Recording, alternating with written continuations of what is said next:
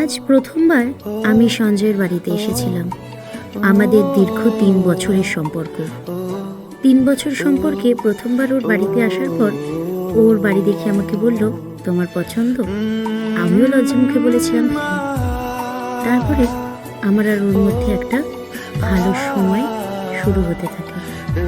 ঠিক তেমন সময় আমি বুঝতে পারি আমার পেটে একটা অসহ্য যন্ত্রণা হচ্ছে। আমি তাকে সরিয়ে দিয়ে বলি যে আমার পেটে খুব ব্যথা করছে।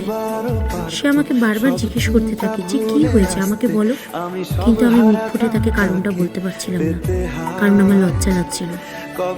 সে কিছু একটা বুঝতে পেরে আমাকে ওখানে বসিয়ে রেখে উঠে চলে যায়। আমি ভাবলাম হয়তো সে আমার ওপরে রাগ করেছে, কিন্তু আমার পেটে এত ব্যথা করছিল যে আমি কিচ্ছু না ভেবে সেখানে ফুপিয়ে ফুপিয়ে কাঁদতে থাকি।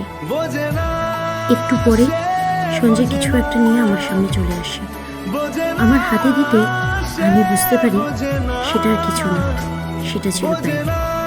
আসলে যে মানুষটা আমাকে ভালোবাসবে সে আমার মুখ ফুটে বলার আগে বুঝতে পেরে যাবে যে আমার কি দরকার। ভালোবাসার মানুষ এমন হওয়া উচিত।